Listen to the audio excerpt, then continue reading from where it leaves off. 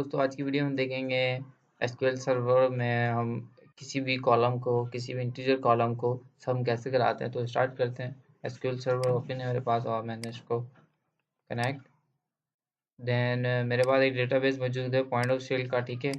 और इसमें मेरे पास टेबल है प्रोडक्ट्स का, ठीक है। तो मैं इसमें डेटा भी मेरे पास कुछ इंसर्ट है और इसकी कुछ प्राइस है, टोटल प्राइस। तो मैं इनको टोटल प्राइस को यहाँ से सम कर रहा हूँ।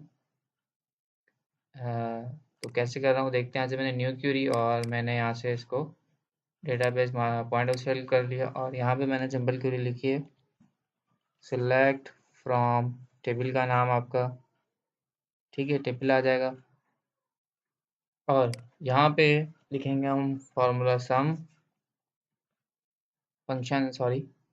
और यहाँ पे हमारा जो भी हमें कॉलम करानी है, सम देखना है जिस कॉलम का, वो हम यहाँ पे आ जाएगा सिंपल और एग्जीक्यूट। तो ये देखें आपके पास सम आ गया है। अच्छा, लेकिन सम आ गया, लेकिन आपके पास सम के कॉलम का कुछ भी नेम नहीं आ रहा। तो कॉलम नेम भी आप यहाँ से दे सकते हैं कैसे, एज, और यहाँ पे हम दे देंगे टोटल प्राइस। ये जो भी कॉलम का नाम आप देना चाहें, एग्जीक्यूट, तो कॉलम का नाम भी आ गया, ठीक है। इसी तरीके से आप और दूसरी कॉलम का भी सम कर सकते हैं, ठीक है।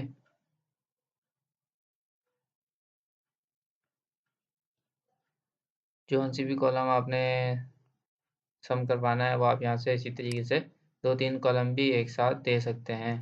अच्छा, एक थोड़ा मसला हो गया, कॉलम नेम ये जो टोटल प्राइस का है, इसी तरीके से आप एज लगा के यहाँ भी कॉलम नेम कुछ लिख सकते हैं, सॉरी।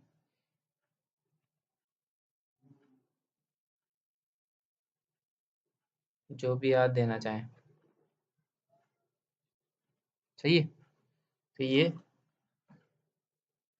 सम होकर दोनों का आ जाएगा। लेकिन आप इसमें आप सम वाले कॉलम सिलेक्ट करवा सकते हैं। आप इसमें मतलब कोई सिंपल कॉलम सेलेक्ट नहीं करवा सकते। जैसे कि अगर मैं सिर्फ यहाँ पे कॉलम है मेरे पास बारकोड आईडी, तो यहाँ पे आप ये कॉलम शो नहीं करा सकते, वो एरर दे देगा, ठीक है। क्योंकि ये फंक्शन इसमें चल रहे हैं तो इसलिए वो नहीं आएगा।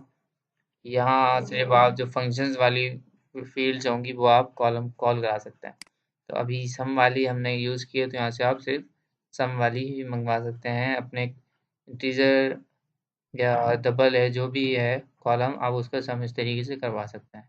Thank you for watching. अगर कोई क्वेश्चन है तो आप कमेंट्स में मुझसे